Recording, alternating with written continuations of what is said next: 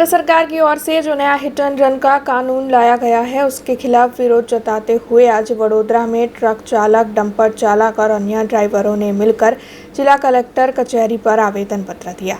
Hit and run कानून जो केंद्र सरकार की ओर से लाया गया है उसका देश भर में विरोध प्रदर्शित किया जा रहा है। आज उस विरोध प्रदर्शन का दूसरा दिन है, तब मुंबई, इंदौर, दिल्ली, हरियाणा, उत्तर प्रदेश समेत अन्य कई राज्यों में ट्रक चालकों और ड्राइवरों की ओर से चक्का जाम कर विरोध प्रदर्शित करवाया जा रहा है। तब आपको बता दें कि वडोदरा शहर में भी डंपर चालक, ट्रक चालक, ट्रैवलर्स, टूरिस्ट बस और अन्य ड्राइवरों की ओर से इस मामले के मद्देनजर कलेक्टर कचहरी पर नारेबाजी करते हुए आवेदन पत्र दिया गया है। મારું નામ છે નગીનભાઈ છે। હું વડોદરામાં બસ ડ્રાઈવર તરીકે નોકરી કરું છું। હવે અમારા બધા ડ્રાઈવર મિત્રોની આ એક ખાસિયત વિનંતી લઈને આવ્યો છે કલેક્ટર સાહેબ પાસે કે ભાઈ અમને જે આ કાયદો લાગુ પડ્યો છે કે 10 વર્ષની સજા અને 7 લાખ રૂપિયા દંડ, તો અમારે એ વિરુદ્ધમાં અમે કલેક્ટર પાસે આવેદનપત્ર લઈને આવ્યા છે કે એ કાયદો અમારા માટે નીકળી જાય।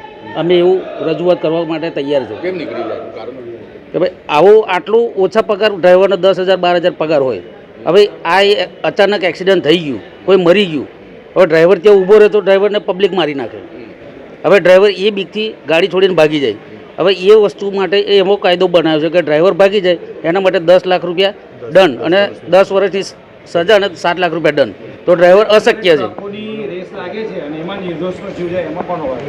એ તો હવે જો અકસ્માત એક અજાણ વસ્તુ છે, એમ નહીં। અકસ્માત એટલે અચાનક વસ્તુ છે। અકસ્માત કોઈ જાણી જોઈને નથી કરતું, કોઈ મારતું નથી। અકસ્માત એટલે અચાનક છે।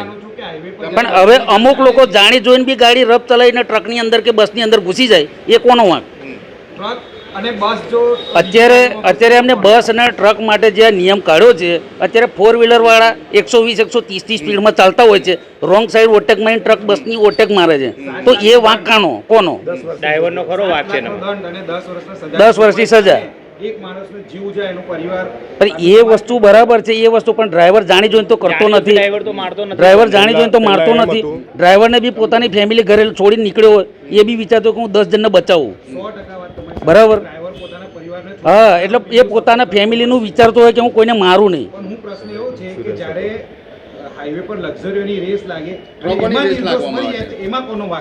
એ તો પણ એ રેસ લાગે એ વસ્તુ આખી અલગ છે। અમે અત્યારે જે કાયદો બહાર આવ્યો છે એના માટે નિરાકરણ કરવા માટે આવ્યા છે। નિર્દોષથી એમાં નિર્દોષ જે માણસ એમને જે નિર્દોષ માણસ મરી એને તો ઇન્સ્યોરન્સ કંપની રૂપિયા ચૂકવે જ છે, બરાબર? અમે બસનો ઇન્સ્યોરન્સ એના માટે જ હોય છે કે ભાઈ અચાનક કંઈક થાય તો એ ઇન્સ્યોરન્સ કંપની રૂપિયા એને વળતર મળે છે। પણ જે ડ્રાઈવરને કંઈક કાયદો લાગે એનું શું? ડ્રાઈવર બાય ચાન્સ ચાલો એક્સિડન્ટમાં ડ્રાઈવર મરી ગયો એનું શું? એનું ફેમિલીનું શું? એનું વળતર કોઈ આપતું નથી। ઇન્સ્યોરન્સ કાઢે છે પણ ડ્રાઈવરને કશું મળતું નથી। ડ્રાઈવરને કશું નહીં મળતું।